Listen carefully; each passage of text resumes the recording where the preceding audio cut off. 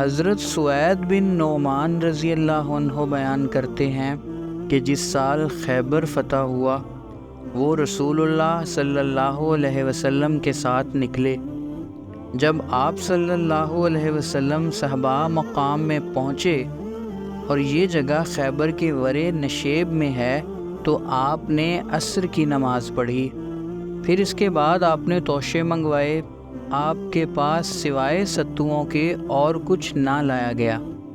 آپ نے حکم دیا اور وہ بھگوئے گئے تو رسول اللہ صلی اللہ علیہ وسلم نے کھائے اور ہم نے بھی کھائے۔ پھر آپ صلی اللہ علیہ وسلم مغرب کی نماز کے لیے کھڑے ہو گئے اور آپ نے کلی کی اور ہم نے بھی کلی کی۔ پھر آپ نے نماز پڑھی اور وضو نہیں کیا۔